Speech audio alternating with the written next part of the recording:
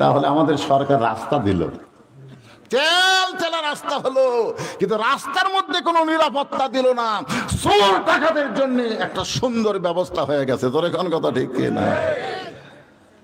এই সরকারের আইন দিয়ে চোর ডাকাত বন্ধ করা যাবে না। চোর ডাকাত বন্ধ করতে গেলে আল্লাহর কোরআনের আইন লাগবে। জোরে কোন কথা ঠিক না? ওমর ফারুক বললেন, মা তুমি যে ধীর গতিতে চলতেছ, আমার মনে হয় তোমার ভিতরে কোনো দুঃখ লুকে আছে। দুঃখী যদি না হও তাহলে এরকম ধীর গতিতে কেন হাঁটতেছ?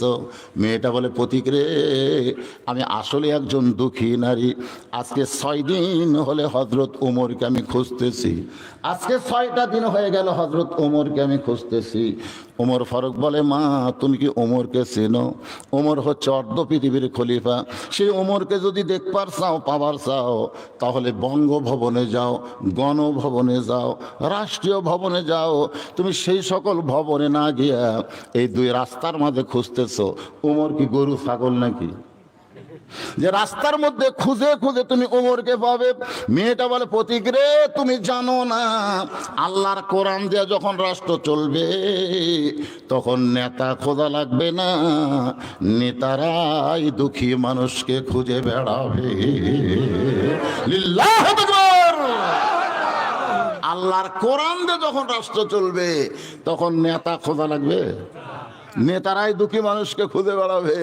আর বর্তমানে বাংলাদেশে 5 বছর পর নেতারা দুঃখী মানুষকে খুঁজতেছে।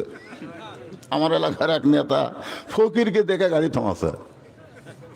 ফকির ড্রাইভার বলতেছে, স্যার এখানে কেন? বলে, ওই যে মানুষ আসতেছে দেখিস না, কে তো ভিক্ষা করে খায়। খায় থামা, ভোটের আগে ও জাহমতে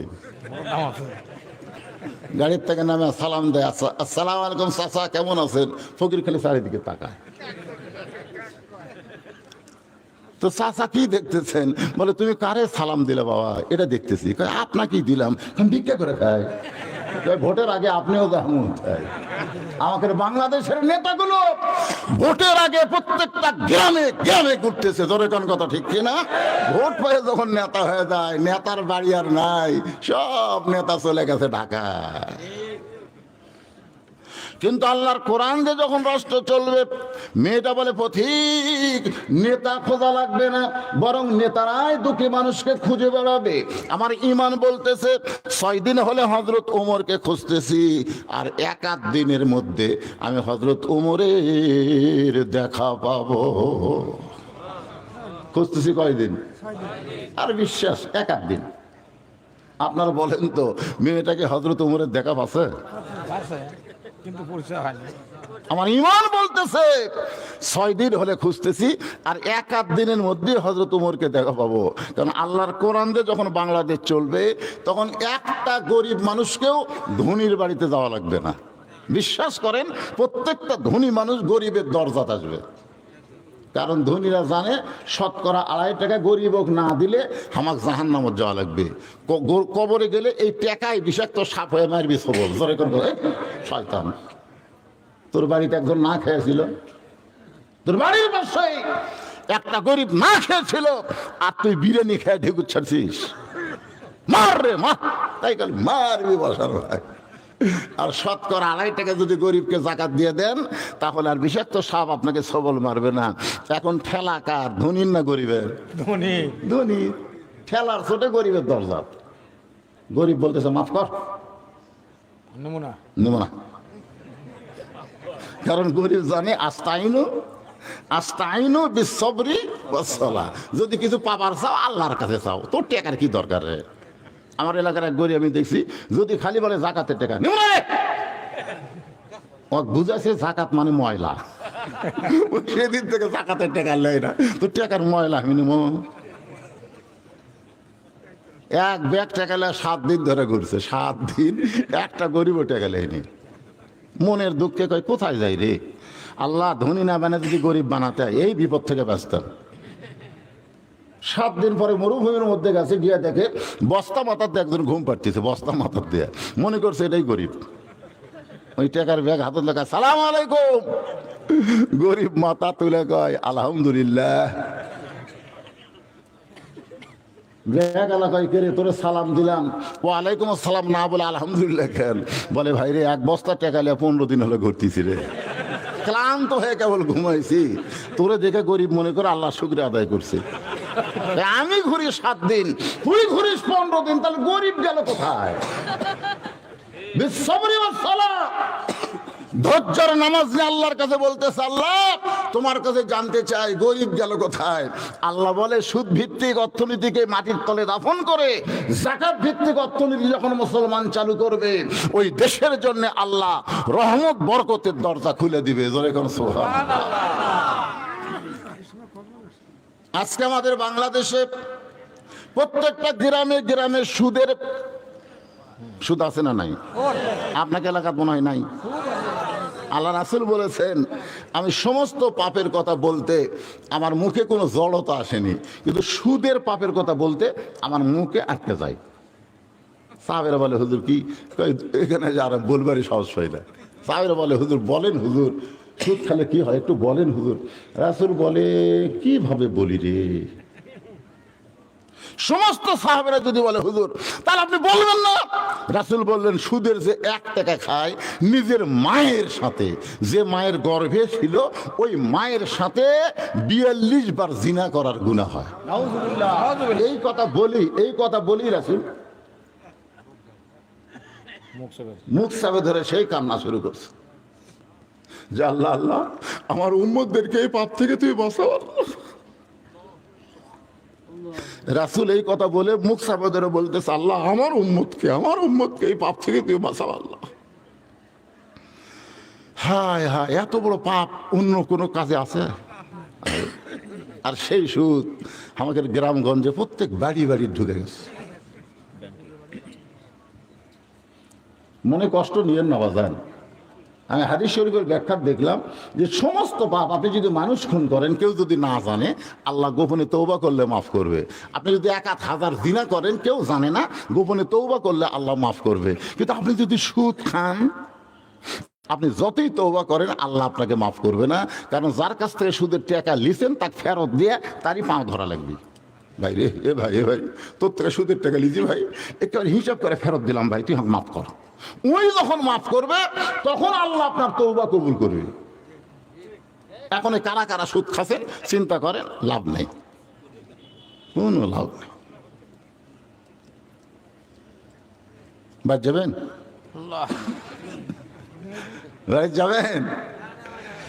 হ্যাঁ, তার মানে কেউ খায় না তো বাড়ির জমিকে। এখন যদি কেউ ওঠে, বুঝবেন ওই সুদ খায়। খাত, তোর মতন সুদের ওয়াজ না শুনলে আল্লাহর কোনো ক্ষতি নেই। জোরে কোন কথা কর না কেন?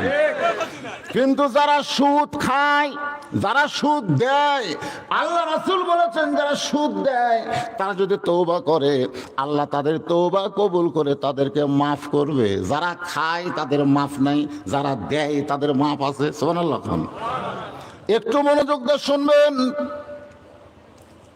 মেয়েটা বলতেছে, পথিক আজকে 6 দিন হলো হযরত উমরকে আমি খুঁজতেছি, আমার বিশ্বাস আর 1-8 দিনের মধ্যেই হযরত উমরকে আমি পেয়ে যাব ইনশাআল্লাহ। সঙ্গে সঙ্গে হযরত উমর বলতেছেন, মা তুমি যেই উমরকে খুঁজতেছো আমি হইলাম সেই উমর। সুবহানাল্লাহ কবেন না? যেই বলে যে তুমি যেই উমরকে খুঁজতেছো আমি হইলাম সেই উমর, সঙ্গে সঙ্গে মেয়েটা বলতেছি, আমিরুল মুমিনিন তাহলে আপনি চোরের মতন একা একা কেন ঘুরতেছেন? চোরের মতন। জোরে কোন, কার মতন? চোরের মতন। আচ্ছা, আপনি অর্ধ পৃথিবীর খলিফা, আপনার কি কোনো চামচা নাই? বর্তমানে বাংলাদেশে একটা এমপি কোনোদিন একা একা ঘোরা দেখছেন? কথা কন দেখছেন? একটা মন্ত্রী একা ঘুরে না, কি কথা? আপনি অর্ধ পৃথিবীর খলিফা, আপনার কোনো চামচা নাই? ওমর ফারুক চোখের পানি বের করে বলেন, মা চামচা পালার টাকা আমি কোথায় পাবো? কারণ চামচা পালবার গেলে যে টাকা লাগবে সেই টাকা তো আমার নাই। অর্ধ পৃথিবীর খলিফা কেমন ছিলেন? জুমার দিনে যখন খুতবা দিচ্ছেন, একজন মুসল্লি দাঁড়িয়ে বলতেছে, আমিরুল মুমিনিন আপনার খুতবা আমি শুনবো না। ওমর ফারুক বললেন, আমার অপরাধ কি? বলে, আমাদেরকে খাটো পাঞ্জাবি দিয়ে আপনি লম্বা জুব্বা পরে খুতবা পড়তেছেন, আমাদেরকে বাইতুল মাল থেকে খাটো দিয়ে আপনি লম্বা জুব্বা পরবেন, যতক্ষণ লম্বা জুব্বার কাহিনী না বলবেন ততক্ষণ আপনার খুতবা আমরা শুনবো না। ওমরের চোখ দিয়ে দর দর করে পানি পড়তেছে, এমন কথা বলেছে, অথচ একটা লোকও বলতে, অর্থবিধির খলিফা লম্বা পড়বি না কি পড়বি, তুই বাধা দেওয়ার কে, ধর। একটা লোক নেই, কারণ উমরের আইন চলতেছে না আল্লাহর আইন? যেরকম কার আইন? সবাই চুপ করে আছে, কেউ যখন কোনো কথা বলতেছে না, ওমর ফারুকের ছেলে আব্দুল্লাহ ইবনে ওমর, যিনি 6 লক্ষ হাদিসের হাফেজ, 30 পারা কোরআনের হাফেজ, অর্ধ পৃথিবীর খলিফার ছেলে কি ইঞ্জিনিয়ার, ব্যারিস্টার? আমাদের নেতারা থাকে বাংলাদেশে, ছেলেগুলো সব কানাডা পাঠা দিছে, ধরে কোন কথা ঠিক কিনা? অধিকাংশ নেতার ছেলেরা আমেরিকা, লন্ডন, কানাডায়। কিন্তু হযরত ওমর অর্ধ পৃথিবীর খলিফা হয়ে তার সন্তানকে হাদিসের তালিম দিয়ে 6 লক্ষ হাদিসের হাফেজ, 30 পারা কোরআনের হাফেজ, সে আব্দুল্লাহ বাবার পাশে দাঁড়িয়ে বললেন, রে নবীর সাহাবীরা, তোমরা খাটো পাঞ্জাবি হলেও তো নতুন কাপড় পরে মসজিদে আইছো, কিন্তু আমার পরনে তাকায় দেখো, আমার পরনে কোনো নতুন কাপড় নাই। সমস্ত সাহাবীরা, আব্দুল্লাহ আজকে জুমার দিনে তুমি নতুন কাপড় না পরে এই পুরাতন কাপড় কেন পরে আসলে? আব্দুল্লাহ বলতেছে, আমি যদি নতুন কাপড় পরতাম তাহলে আমার বাবার জুব্বা লম্বা হতো না। দুনিয়ার সবাই যখন ঘুমায়াছিল, এমন সময় আমার বাবা চুপি চুপি আমার ঘরের দরজায় গিয়ে ডাকতেছে, আব্দুল্লাহ রে আব্দুল্লাহ। আমি চমকে গেলাম, এই গভীর রাত্রে বাবা কেন ডাকে? দরজা খুলে তাকায় দেখি বাবার হাতে একটা পাঞ্জাবি। আমি খুশি হয়ে বললাম, বাবা বাইতুল মাল থেকে আমার একটা পাঞ্জাবি দিছে, আপনি গভীর রাত্রে আর একটা দিবার আইছেন। ওমর ফারুক কোরআন থেকে তেলাওয়াত করলেন, ইন্নাল্লাহা ইয়ামুরুকুম আন তুআদ্দুল আমানাতি ইলা আহলিহা ওয়া ইযা হাকামতুম বাইনান নাস আন তাহকুমু বিল আদল। গোটা পৃথিবীর যত সম্পদ, এই সম্পদের মালিক প্রধানমন্ত্রী না, বাংলাদেশের সম্পদের মালিক কোনো এমপি না, বাংলাদেশের সম্পদের মালিক প্রত্যেকটা নেতার কাছে আল্লাহর আমানত। সুবহানাল্লাহ কন্যা কেন? এটা কি আমার বাপের কথা কইলাম? ইন্নাল্লাহা ইয়ামুরুকুম আন তুআদ্দুল আমানাতি ইলা আহলিহা ওয়া ইযা হাকামতুম বাইনান নাস আন তাহকুমু বিল আদল। আব্দুল্লাহ, তোরে আরেকটা দিবে রাইছি, এই পাঞ্জাবিটা হলো আমার। গাইদা দিকে এত খাটো, এ খাটো পাঞ্জাবি দিয়ে কালকে জুমাই খুতবা কেমনে দেব? তোর পাঞ্জাবিটা আমাকে দান করে দে বাবা। আমি আব্দুল্লাহ গভীর রাত্রে আমার বাবারে যখন পাঞ্জাবি দান করলাম, বাবার পাঞ্জাবি আমার পাঞ্জাবি একত্র করে বাবা জুব্বা বানায় সেই জুব্বা পরে খুতবা দেয়। এখন বলো বাবার খুতবা শোনা যায় কি না যায়? সমস্ত সাহাবীরা চিল্লায় বলে, আল্লাহর কোরআন দিয়ে যখন রাষ্ট্র চলবে তখন এমন ভালো নেতা জনগণ দেখতে পাবে। তাহলে বাংলাদেশের ভালো নেতা দেখতে গেলে কিসের আইন লাগবে? জোরে বলেন, যাই বলবেন না মরার আগে বোবা হয়ে মরবেন। হক কথাটা বলতেও মুখে আসতেছে না, মুখ বন্ধ করে আছেন, থাকেন থাকেন। বহু লোকের হাত নাও সবই ঠিক থাকে, কিন্তু মরার 2 দিন আগে জবানো যায়, যায় কি যায় না? ও করতেছে, কথা কয় না বারে, সবাই কয় সবই ঠিক আছে, কথা কয় না। আল্লাহ বলার কথা আমি বন্ধ করছি, কারণ মৃত্যুর সময় যখন আজরাইল জান কবজ করবে, ওই সময় যদি আল্লাহ আল্লাহ জিকির করে মারা যায়, সমস্ত পাপ আল্লাহ জিকির করে মরার কারণে মাফ করে দিবে। সুবহানাল্লাহ। আর ওই সময় আর কথা নেই। আজকে যারা কোরআনের পক্ষে কথা বলবেন না, মরার কমপক্ষে 3 দিন আগে আল্লাহ জবান কেড়ে নেবে। এখন কি করবেন বলবেন? হ্যাঁ, না আল্লাহ আল্লাহ না, কোরআনের পক্ষে কথা বলা লাগবে। মানুষের আইন আর আল্লাহর আইন এই দুইটার মধ্যে আমাদের শিকার কিছু আছে না নাই? একটু মনোযোগ দিয়ে শুনবেন। হযরত ওমর ফারুক বলতেছেন, মা সামসা পালার টাকা তো আমার হাতত নাই, এই জন্য আমি একা একা চোরের মতন ঘুরতেছি। মেয়েটা বলতেছে, আমির আল মুমিনিন, আপনি হলেন অর্ধ পৃথিবীর খলিফা। ওমর ফারুক বলতেছেন, মা এখন বলো তোমার দুঃখ কি, যে 6টা দিন হলে আমারে খুঁজতেছো? মেয়েটা বলতেছে, আমির আল মুমিনিন, আমার জীবনের সবচাইতে বড় দুঃখ হলো আমি 6 বছর বয়সে ঈমান গ্রহণ করছি। শুধুমাত্র ঈমান গ্রহণ করার অপরাধে আমাকে 12 বছর জেলখানায় বন্দি জীবন কাটানো হয়েছে। আমির হামজা যখন 3 বছর পরে জেলখানা থেকে বের হলো, তাকে জিজ্ঞাসা করা হলো, তুমি কোন অপরাধে জেলখানায় ছিলে? এই যে আমির হামজা বাড়ালো না, 30 মাস। কয় মাস? 30 মাস তুমি জেলখানাত বন্দি ছিলে। তোমার অপরাধ কি? পকেট মারছে, চুরি করছে, কারো বইয়ের দিকে তাকাছে? আমির হামজা চোখের পানি বের করে বলে, শুধু একটাই অপরাধ। মেয়েটা বলতেছে, আমার জীবনের একমাত্র অপরাধ শুধু ঈমান গ্রহণ করার অপরাধে জালেম বাদশা আমাকে 12 বছর জেলখানায় বন্দি রাখছে। কত বছর? শুধু জেলখানার মধ্যে বন্দি রাখে নাই, সকালবেলা 3টা করে চাবুক, বিকালবেলা 3টা করে চাবুক মারছে। আমার দেহের এমন কোন জায়গা নাই যে জায়গায় চাবুকের আঘাত লাগে নাই। আমির আল মুমিনিন, আমি যে দেশের জেলখানায় বন্দি ছিলাম ওই দেশের নাম হলো রোম দেশ। আপনি যখন রোম পারস্য দখল করলেন, তখন আল্লাহর কোরআন হাতে নিয়ে বললেন, মুসলমান যখন কোনো রাষ্ট্র দখল করে ওই রাষ্ট্র মানুষের আইন দিয়ে চলবে না, ওই রাষ্ট্র চলবে আল্লাহর আইনে। ধরে বলেন, কার আইনে? আর আল্লাহর আইন দিয়ে যখন রাষ্ট্র চলবে, ওই রাষ্ট্রের মধ্যে কোনো জেলখানা থাকবে না। জেলখানা থাকলে মানুষ অপরাধী বেশি হয়। চুরি করে জেলখানাত গেছে, রাত্রে ডাকাতের কাছে আর বিছনায়, রাত্রে শোয়ার সময় একটা বিছনা হয় না, যার কাছে সুবিধা এলো ডাকাত। বলতে যে, কে রে ভাই, তুই কি অপরাধে জেলখানা ঢুকছো? মুরগি চুরি করবার গেছ না পারে। তখন ডাকাত মারে লাগে, এই আমার কাছে কোনো চোরের জায়গা হবে না, তুই আমার চিনিস? আমি 3টা মার্ডার করে জেলে ঢুকছি রে, কোনো চোরের জায়গা আমার কাছে নাই।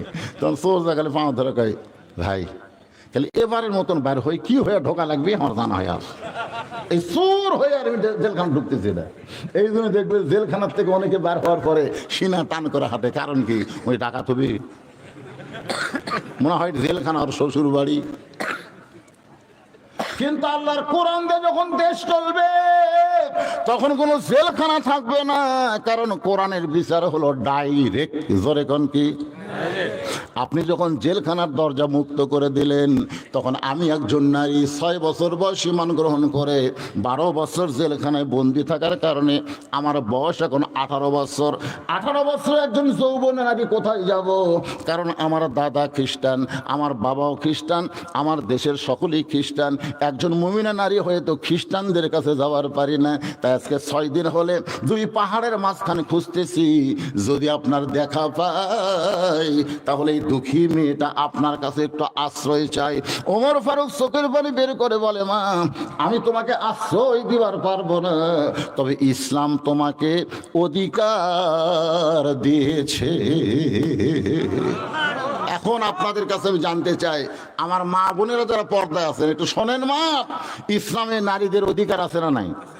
এই জোরে করে আছে না নাই? আমার বাবা মরে গেল 18 সালে, আমার মা মরে গেল এই যে 23 সালের ডিসেম্বরের 25 তারিখে। আমার বাবা মরে গেছে, আমি কাঁদছি, কিন্তু আমার মা মরে গেলে আমি দেখলাম যে কিছুই নেই। তখন একটা গান আমার কাছে এসে বলল, বাবা আনন্দে মাতিয়া সাগরে ভাসাইয়া সেই যে চইলা যায় খবর লয় না, মাজন ধরে আয়ু ধরে কতই কষ্ট করে, 10 মাস পরে পায় প্রসবের বেদনা, এমন দরদি ভবে কেউ হবে না আমার মা গো। আমার বাবা জীবনে আমার চুমা খাচ্ছে কিনা আমার মনে নেই, আর আমার মা যেদিন 25 তারিখে মারা যাবে সেই রাতেও আমার চুমা খাইছে। কি বলবো প্রসবের কথা, মা বিনে সেই ব্যথা কেউ তো বুঝিবে না। মাজন ঠেকিয়া সন্তানের দায়, অকালে মা মারা যায়। ঠেকিয়া সন্তানের দায়, অকালে মা মারা যায়। কেন সে মায়ের ভক্তি করবা না, এমন দরদি ভবে কেউ হবে না আমার মা গো। এই জন্য রাসূল বলেছে, মা তোমাদের সাধারণ কোনো বিষয় না, মায়ের পায়ের তলে সন্তানের জান্নাত।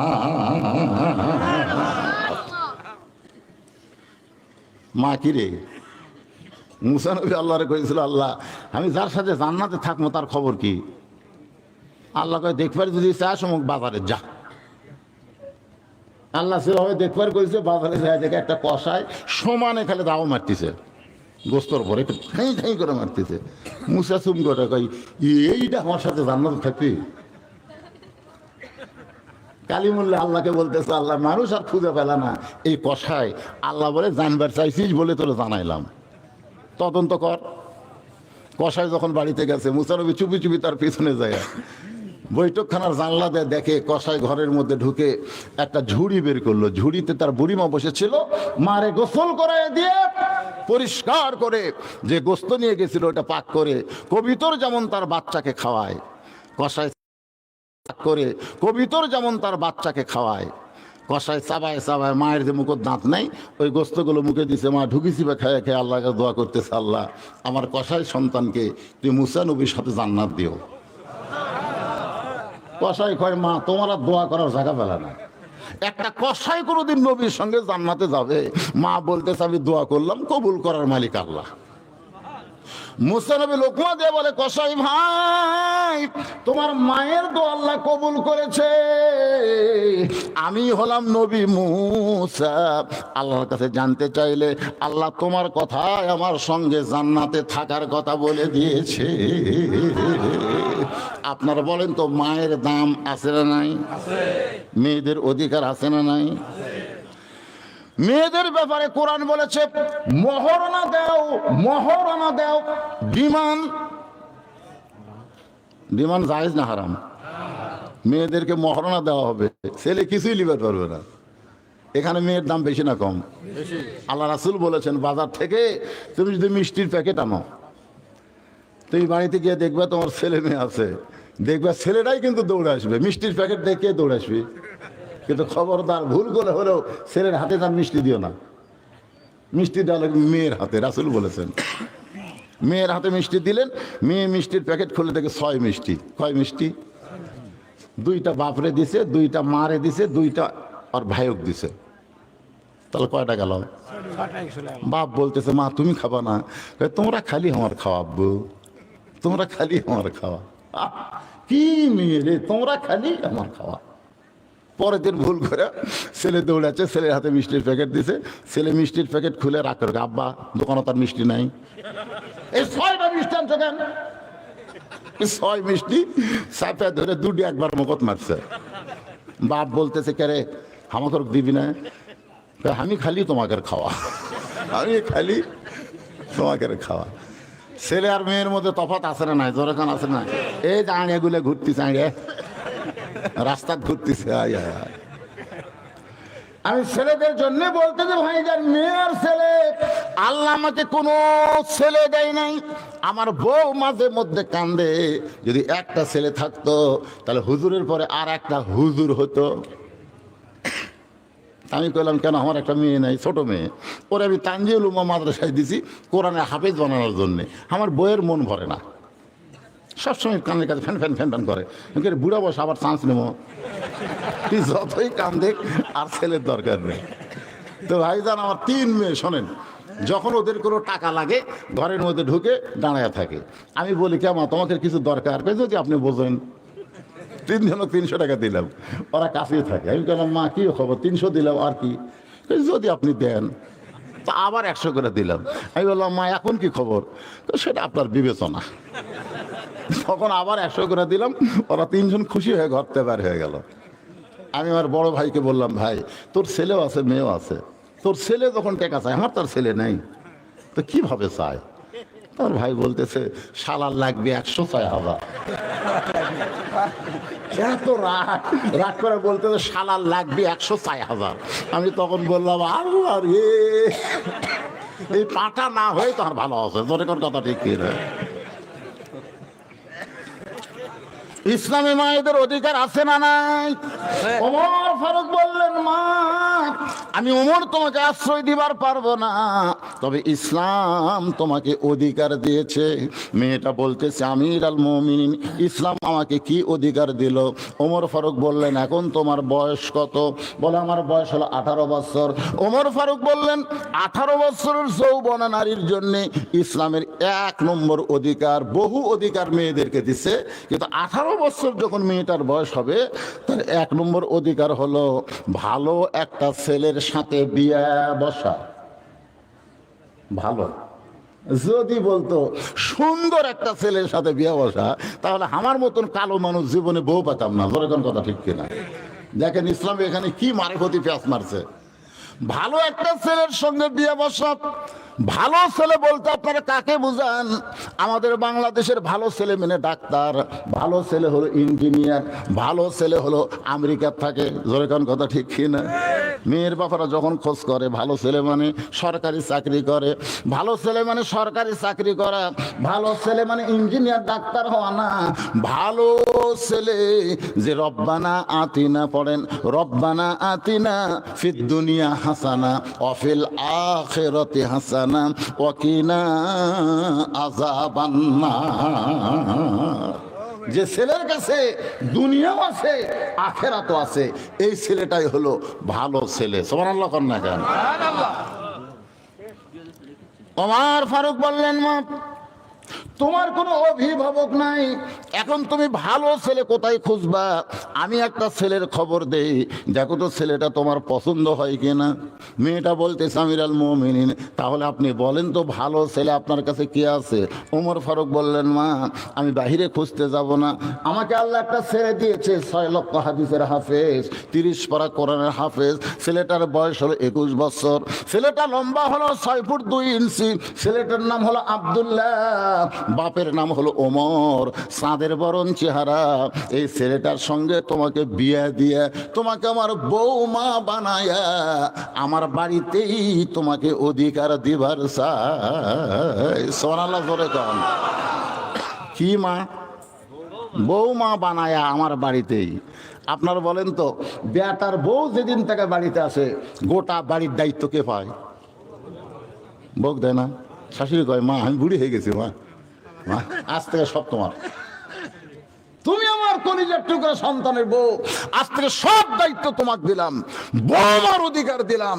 আর আজকে আমাদের বাড়িতে বৌমা আসা বউ দজ্জাল হয়ে যায়। জোরে কোন কথা ঠিক কিনা? বউ দজ্জাল। ওই স্বামীর কানে ফিস ফিস করে, সবসময় ফিস ফিস করে তোমার বুড়ি মা ভালো না, তোমার বুড়া ভালো না, চলো আমরা এই দামকুড়ি থেকে আমরা নওগাঁ যাই, আমরা নাটোর যাই, চলো। তুমি সরকারি চাকরি করো, তুমি খামাখা 7 দিন পর পরে হুন্ডে মারে এই ভাঙ্গা রাস্তাতে আসার কি দরকার?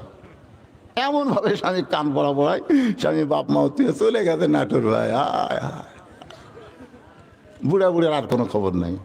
আপনি জানেন সকালে একবার সন্ধ্যায় একবার বাপ মার চেহারার দিকে তাকান, আল্লাহ একটা কবুল হজের সওয়াব আপনার আমল নামাই দিয়ে দিবে। সুবহানাল্লাহ কর না কেন? আর এই শালা বইয়ের বুদ্ধি শুনে চলে গেছে। এরা বউ মা না বউ দজ্জাল? এক কথা কর না কেন? বউ মা না বউ দজ্জাল? আমার বাড়িতে তোমাকে অধিকার দিব বউ মায়ের। মেয়েটা হেজাবের ভিতর থেকে বলে আমির আল মুমিনিন, আপনি না বলেছেন ভালো একটা ছেলের সঙ্গে বিয়ে বসার অধিকার আছে, আপনার আব্দুল্লাহর চাইতে ভালো কোনো ছেলে কি দুনিয়াতে নেই? ওমর ফারুক বললেন মা আমার এই 2 চোখে আমার আব্দুল্লাহর চাইতে ভালো কোনো ছেলে পড়ে না। মেয়েটা বলতেছে আমি একটা ছেলের নাম বলবো, দেখেন তো ছেলেটা কেমন। ওমর ফারুক চমকে উঠছে, এই 6 বছর বয়সে জেলত গেছে আর 12 বছর জেলখানায় বন্দি। এর কাছে ভালো ছেলের খবর কেমনে থাকবে? ওমর ফারুক উৎসাহ নিয়ে বললেন, বলেন তো মা, সেই ছেলেটার নাম কি?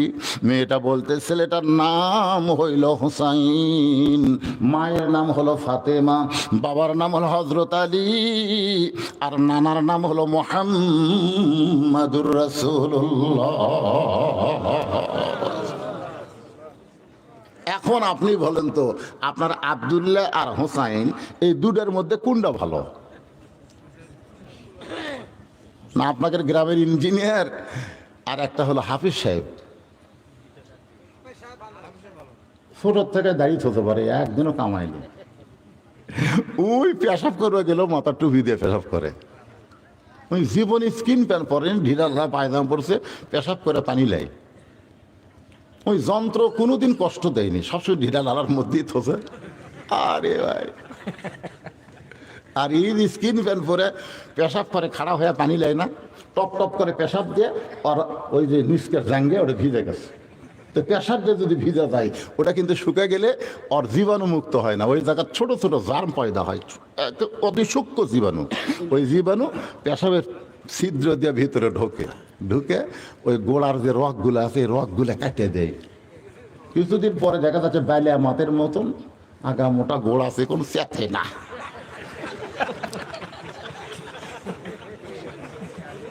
আপনি জানেন ওই ব্যক্তির কবরে সবচাইতে বেশি আযাব হবে যে পেশাব থেকে পবিত্র হয় না। ধরে কোন কথা কর না, এই হিসাবে এখনকার একটা আঙ্গেও বাঁচবি, একটা আঙ্গে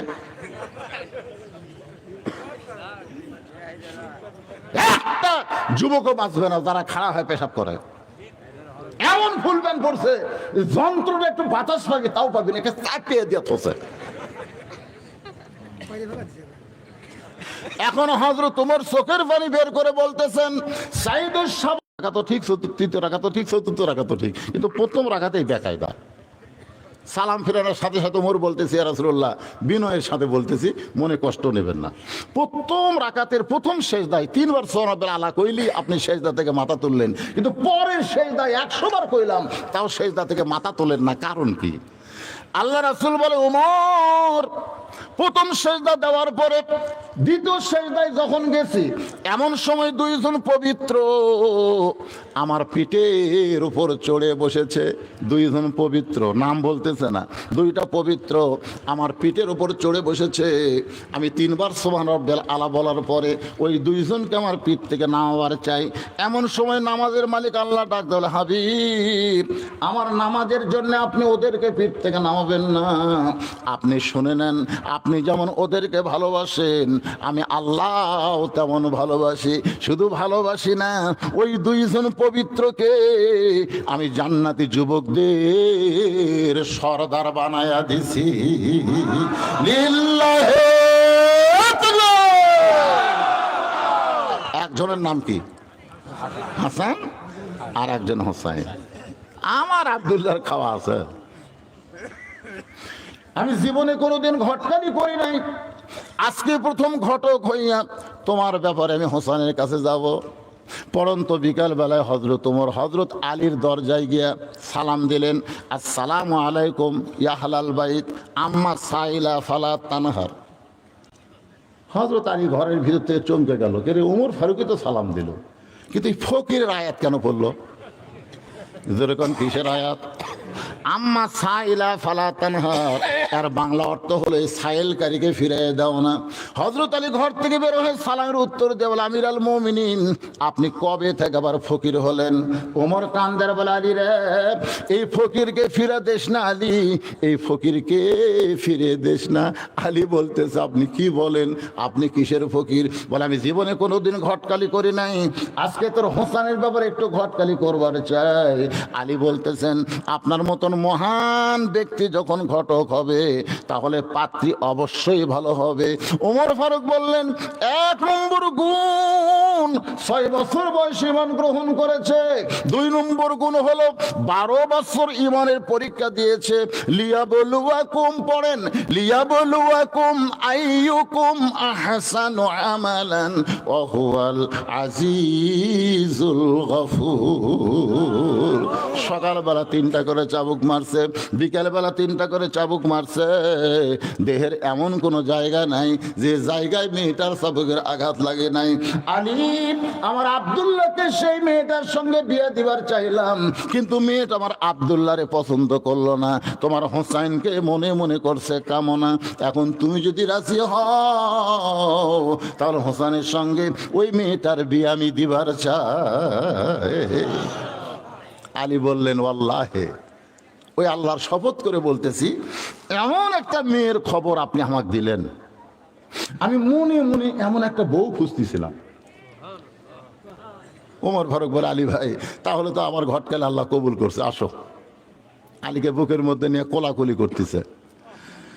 হায় হায় রে, কি খুশি 2 মুরব্বী। এমন সময় হোসেন বের হয়ে সালাম দেখায়, মুরব্বীরা, আপনারা যেভাবে কোলাকুলি করতেছেন মনে হয় বিয়ে আপনারাই করবেন। ওমর ফারুক রাস্তাতে গেলে শয়তান কয়দিন যায় না, সেই উমর চেহারা, এই হোসেন, আমি আর তোমার বাপ মিলে যে সিদ্ধান্ত নিয়েছে, আমরা মুরব্বী না, আমাদের সিদ্ধান্ত তুমি মানবা না? হোসেন মুসকি মুসকি হাসার বলে, রাগ হয়ে লাভ নাই, আপনার 2 জন আমার মুরব্বী আমি জানি এবং সম্মান করি, কিন্তু আসল মুরব্বী হিসাবে কেবলমাত্র আমার নানা ছাড়া পৃথিবীর অন্য কাউরে মানা যাবে না। একটা হলো জানা, একটা হলো মানা। আল্লাহ কোরআনে বলেছেন, কুল, হে রাসূল আপনি বলেন, ইন কুনতুম তুহিব্বুন আল্লাহ ফাত্তাবিউনি, যারে তারে মানলে হবে না। কাদরিয়া, চিশতিয়া, নকশবন্দিয়া, মুজাদ্দিদিয়া, হানাফি, হাম্বলি, শাফি, একটাও না। আল্লাহর আনুগত্য করো, নবীর তরিকা মোতাবেক চলো। জোরে কোন কথা ঠিক না? নবীর তরিকা, নবীর তরিকা। এত তরিকা বানানোর কথা তো ইসলামে নাই। হুজুর আপনি কোন তরিকা? ঈমান নষ্ট করার প্রধান কারণই হলো এই তরিকা পাল্টান। ভাই নকশবন্দি তরিকা রে, তুই কি? আমি চিশতিয়া। তুই কি? কয় মুজাদ্দিদি। সাফাত লাগতি খাবো। এত তরিকা বানা যাবে না, একটাই তরিকা, সেটা হলো আমাদের রাসূল। জোরে কোন কথা ঠিক? আতিউল্লাহ ওয়া আতিউর রাসূল। এরপর আল্লাহ বলেছেন, ও আতিউ উলিল আমরি মিনকুম বলেন নাই, এখানে আল্লাহ বলেছেন উলিল আমরি মিনকুম।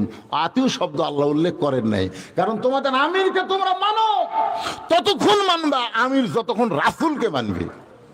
তোমাদের ইমামকে তোমরা মানো, ততক্ষণ মানবা ইমাম যতক্ষণ নবীর তরিকা মোতাবেক নামাজ পড়াবে। জোরে কোন কথা ঠিক না? আসরের নামাজ 4 রাকাত, 2 রাকাতে বৈঠক আছে, 4 রাকাতে বৈঠক আছে। ইমাম যদি 3 রাকাতে বসে থাকে, আপনার মনে করবেন টাইটেল পাস, দাওরা পাস, মানবো, বারে উঠবো না, নামাজ হবে। আমরা ইমামকে মানি ততক্ষণ, ইমাম যতক্ষণ রাসূলের তরিকায় থাকবে। রাসূলের তরিকা থাকবো না তো লোকমা দিয়া খাড়া করে দেবো। জোরে কোন কথা ঠিক না? লোকমা যদি না মানিস, তো বাদ দিয়ে আর একটা ইমাম বানাবো রে। আজকে দেখেন যেগুলো তরিকা আপনারা মানতেছেন, এই তরিকার মধ্যে রাসূল আছে। কি মন খারাপ করতেছেন? হোসাইন বলতেছে, আপনার 2 জন মুরব্বী আমি জানি, আপনাদের 2 জন মুরব্বীকে আমি সম্মান করি, কারণ মুরব্বীদের সম্মান করা হলো নবীর সুন্নাত। জোরে কোন সুবহানাল্লাহ। কিন্তু মানার ব্যাপারে একজনকে শুধু আমি মানবো, তিনি হলেন আমার নানা। আমার নানা ছাড়া লাকাদ কানা লাকুম ফি রাসূলিল্লাহি উসওয়াতুন হাসানাহ, একজন। ওমর ফারুক বলে, হোসাইন তুমি কি বুঝাবার চাও? হোসেন বলতেছে, রাগ করবেন না, কয়েকদিন আগে আমি স্বপ্নে দেখছি আমার নানা ঘরের মধ্যে আরাম করতেছে। আমি জানলাত দিয়ে, দরজা দিয়ে বললাম, নানু ভাই আমি হোসেন একটু ঘরে ঢুকবার চাই। আমার নানা বলতেছে, এই খবরদার, এখন যেন ঘরে ঢুকিস না, আমি জান্নাতে আরাম করতেছি। আমি হোসেন চমকে গেলাম। ভাঙ্গা ঘরের ভিতর থেকে নানা কথা বলতেছে, আর নানা জান্নাতে আরাম করে। এটা কেমন জান্নাত দেখার জন্য জানলার ফাঁকটা তাকায় দেখি নানির উরাতকে বালিশ বানিয়ে দিছে। ওই উরাতের ওপরে আমার নানা মাথা দিয়ে শুয়ে আছে। আমি রাগ করে বললাম, নানু ভাই, নানির উরাতকে বালিশ বানিয়ে শুয়ে থাকলে কি জান্নাতে থাকা যায়? নানা বললেন, হোসেন রে, তুই ছোট্ট মানুষ, তুই বুঝবি না। তোর নানির মতন বউ যদি কেউ ঘরে পায়, ওই ঘরটা আল্লাহর জান্নাত হয়ে যায়। তোর নানির মতন বউ রে কেউ যদি ঘরত পায়, ওই ঘরটা কি হয়? আল্লাহর জান্নাত হয়ে যায়। আপনাদের ঘরের মধ্যে যে বউটা পাচ্ছেন,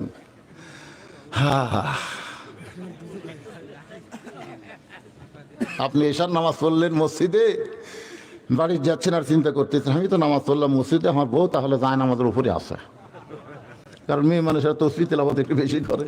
কিন্তু ভাই, বাড়ির পাওয়াতে দেখেন আপনার বাড়ির মধ্যে থেকে হরি হরি হরি হরি লোলো লোলো লোলো লোলো হরি হরি। আমি সামনে কাপড়ে নামাজ পড়লাম আর আমার বাড়ি হরি হরি। ঘরের মধ্যে ঢুকে দেখেন আপনার ম্যাডাম স্টার জলসা জি বাংলা দেখতেছে। চিল্লায় বলবেন, আমার ঘর আল্লাহ জাহান্নাম বানায় দিছে তোর মতন বউ হওয়ার কারণে। জোরে কথা কন না কেন? তাহলে একদিন কবেন, একদিন একদিন কছেন কোনদিন?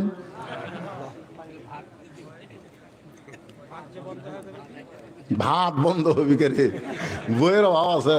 আপনারা তো কি মনে করতেছেন ভাই? সকালে বেলা বউ ছাড়া দিবেন, বিকালে 3 জন ঘটক আসবে। আপনি জানেন, ছাড়া দেননি থেকে বুঝতে পারতেছেন না। আমার এলাকার এক লোক পাই, হুজুর বউ মরলে এত মজা আগে বুঝি। এটা কোনো মাল হলো কে রে?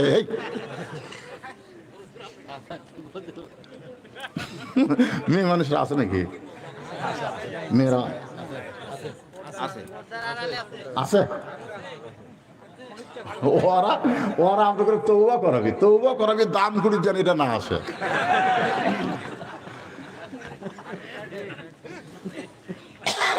হোসেন দৌড়ে গিয়া বাবার বুড়া আঙ্গুল ধরছে, হযরত আলীর বুড়া আঙ্গুল চেপে ধরে বলতেছে, বাবা আপনি সত্যি করে বলেন তো আমার মা আপনার কেমন বউ?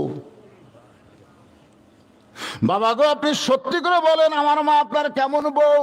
এই কথা যখন হোসেন বলতেছে, তখন মা ফাতেমা দুনিয়াতে নাই, দুনিয়া থেকে বিদায় নিয়েছে। যার কারণে হোসেন বলতেছে, বাবা আপনি সত্যি করে বলেন তো আমার মা আপনার কেমন বউ? আমার মায়ের মতন বউ পাওয়ার কারণে আপনার ভাঙ্গা ঘর যদি আল্লাহ জান্নাত বানায় দেয়, আমার নানা বিয়ে করার পরে নানার ঘর যদি আল্লাহ জান্নাত বানায় দেয়, আমিও সিদ্ধান্ত নিয়েছি আপনি যেমন বিয়ে করছেন, আমার নানা যেমন বিয়ে করছে, আমি হোসাইন তেমন একটা বিবাহ করতে চাই। কারণ বউ যদি ভালো হয়, সেই স্বামী আল্লাহর ওলি হয়। আর বউ যদি খারাপ হয়, আর দুনিয়াও শেষ, আখিরাতও শেষ। ওমর ফারুক চোখের বাড়ি বের করে বলে, হোসাইন আমি যে মেয়েটার ঘটকালি করতেছি, এই মেয়েটা খুব ভালো হবে বাবা। এই মেয়েটার যদি তুমি বিয়ে করো, তাহলে তোমার নানার মতন তোমার বাবার মতো তুমি একটা ভালো বউ পাইবা। হোসেন বলতেছে, আমিরুল মুমিনিন আপনি মনে কষ্ট নিয়েন না, আমি সেই মেয়েকে বিয়ে করব যে মেয়েটা আমার 3টা প্রশ্নের উত্তর দিবার পারবে। আমি যারে তারে বিয়ে করব না, যেই মেয়েটা 3টা প্রশ্নের উত্তর দিবে আমি তাকে বিয়ে করব। ওমর ফারুক বলে, বাবা কি 3টা প্রশ্ন করবা? হোসেন বলতেছে, দুনিয়ার কোন মানুষের কাছে প্রশ্ন আউট করব না, আমি যাকে বিয়ে করব তার কাছেই শুধু প্রশ্ন করব। ওমর ফারুক বলে, আলী রে কি 3টা প্রশ্ন করবে হোসেন তোমার কি জানা আছে? হযরত আলী বলতেছে, জীবনের প্রথম শুনলাম। ওমর কান্দে আর বলে, যে প্রশ্ন আমিও জানি না তুমিও শোনো নাই, তাহলে মেয়েটা কেমনে উত্তর দিবে? আমার ঘটকালি আল্লাহ কবুল করে নাই। হযরত ওমর কান্দতে কান্দতে মেয়েটা যেই ঘরে সেই দরজায় গিয়ে বলতেছে, মা আমার আব্দুল আব্দুল্লাহর সঙ্গে বিয়া বস, তোর জীবন ধন্য হয়ে যাবে। মেয়েটা বলতে খালি একটা বার বলেন আপনার আব্দুল্লাহ হোসেনের চাইতে ভালো, তাহলে আমার কোনো আপত্তি নাই। ওমর ফারুক বলে মা আমি কেমনে বলবো যেটা ঠিক না সেটা কেমনে বলবো? মেয়েটা বলতেছে তাহলে হোসাইন ছাড়া দুনিয়ার অন্য কোন আব্দুল্লাহর সঙ্গে আমি বিবাহ বসবো না। ওমর ফারুক বলে মা হোসেন সেই মেয়েকে বিয়ে করবে যে মেয়েটা 3টা প্রশ্নের উত্তর দিবার পারবে, যে প্রশ্ন আমি জীবনেও শুনি নাই, তার বাবাও জানে না, তাহলে তুমি কেমনে উত্তর দিবা? মেয়েটা ঘরের ভিতর থেকে বলতেছে আমির আল মুমিনিন হোসেন কি 3টা প্রশ্ন করবে আমি জানি না, তবে আমার ঈমান বলতেছে আমি না পারলেও আমার আল্লাহ পারাবে। লিল্লাহি তাকবীর। আপনাকে ঈমান কি কয়?